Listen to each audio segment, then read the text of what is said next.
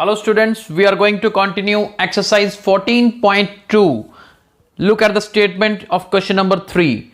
The relative humidity of a certain city for a month of 30 days was as follows.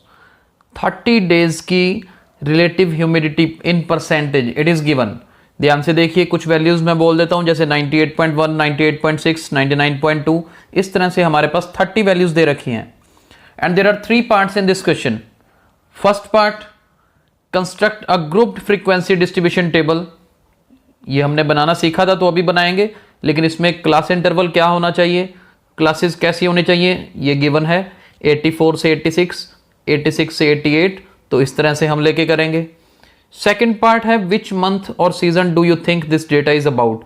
आपको क्या लगता है कि ये डेटा कौन से मंथ या फिर कौन से सीजन का है, इसका आंसर पढ़ेंगे. और third, what is the range of this data. Range क्या होती है ये भी पढ़ेंगे. राइट, तो क्वेश्चन आपके सामने है. चलिए सॉल्यूशन देखते हैं. चलिए सॉल्यूशन देखिए कैसे बनाना है टेबल. हमें रिलेटिव ह्यूमिडिटी और एक कॉलम फ्रीक्वेंसी. ये हमें क्लासेस दे रखी थी कि 84 से 86 लेना है, 86 से 88. हमने इसी तरह से कंटिन्यू किया, 98 से 100 तक हमने लास्ट लिया. ये लेने का डिपेंड करता है कि हमारे पास जो वैल्यूज़ गिवन है क्या गिवन है. राइट, तो उसी हिसाब से हमने देखा कि 100 तक में काम चल जाएगा क्योंकि मैक्सिमम वैल्यू 99.2 थी. तो फ्रीक्वेंसी में क्या आएगा कि 84 से 86 तक कितनी वैल्यूज़ हैं, 86 से 88 के बीच में कितनी वैल्यूज़ हैं, ये बात ध्यान रखनी है. फर्स्ट वाले की बात करूं तो 84 काउंट करना है, 86 काउंट नहीं करना. ये अपर लिमिट्स हम काउंट नहीं करेंगे. तो इस तरह से फ्रीक्वेंसी टेबल बना लेना है, group frequency distribution table. Total 30 आना चाहिए क्योंकि 30 गिवन था. राइट, तो टेबल बनाना बहुत आसान है. सेकंड पार्ट में पूछा था कि सीज़न कौन सा लग रहा है. रेनी सीज़न लग रहा है हमें क्योंकि रिलेटिव ह्यूमिडिटी जो है बहुत हाई है. थर्ड पार्ट था रेंज क्या है. रेंज सुनिए ध्यान से, रेंज क्या होता है, जो डेटा आपको गिवन है उसमें से सबसे बड़ी वैल्यू में से सबसे छोटी वैल्यू को सब्ट्रैक्ट करके रेंज निकल जाती है कि पूरे डेटा की रेंज क्या है. रेंज मतलब यहाँ से लेकर यहाँ तक इतना डिफरेंस है. यानी कि 99.2 हमारे पास हाईएस्ट वैल्यू थी, 84.9 हमारे पास जो गिवन वैल्यूज़ हैं उसमें लोएस्ट थी.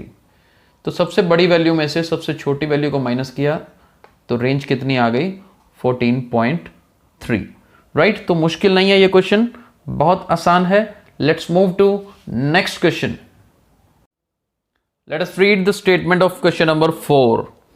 The heights of 50 students measured to the nearest centimeters have been found to be as follows. 50 students की हाइट गिवन है हमें 161, 150, 154 इस तरह से.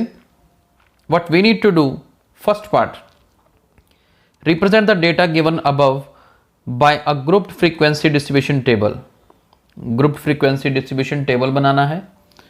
इंटरवल 160 to 165, 165 to 170 इस तरह से लेने हैं. And second part is what can you conclude about their Heights from the table. तो ये 2 पार्ट्स हैं. चलिए ध्यान से देखते हैं कैसे करना है. Look at the solution. 2 column बनेंगे, एक heights in centimetre, second frequency. ये तो हमें गिवन है कि 150 से 155 लेना है, 155 से 160 लेना है. तो 5 के गैप पे हमने 175 तक बनाया. क्यों बनाया, क्योंकि हमारा मैक्सिमम डेटा जो है 175 से छोटी वैल्यू तक ही है. राइट, तो वहाँ से हमें आइडिया हो गया. फ्रीक्वेंसी काउंट करके पता लगा कि 150 से 155 के बीच में कितनी वैल्यूज आती हैं. तो इस तरह से हमने लिखा और टोटल कितना बन रहा है 50. टोटल काउंट करना है, ये 50 होना चाहिए जितना गिवन है हमें. राइट, तो टेबल बनाना बहुत आसान है. फिर पूछा गया कि कंक्लूजन क्या होगा. देखिए कंक्लूजन हम यहाँ से ये निकाल रहे हैं कि more than 50% of students are shorter than 165 centimetre. क्योंकि हमने डेटा देखा ना, डेटा देखिए टोटल 50 स्टूडेंट्स हैं हमारे पास. 165 हाइट यहाँ तक ख़त्म हो गई 14 तक. 165 से प्लस सिर्फ 10 और 5 15 स्टूडेंट्स हैं. तो 50% से ज़्यादा स्टूडेंट्स की हाइट 165 से कम हो रही है. तो ये हमने कंक्लूजन निकाल लिया. ये हमारा कंक्लूजन है. कोई और ऐसा भी निकाल सकता था कि 50% से कम स्टूडेंट्स हैं जिनकी हाइट 165 से ज़्यादा है। So according to their own way one can write. So ये कंक्लूजन हमने याद रखना है, हमने देखना है किस तरह से क्वेश्चंस को स्टडी करना जरूरी होता है, राइट।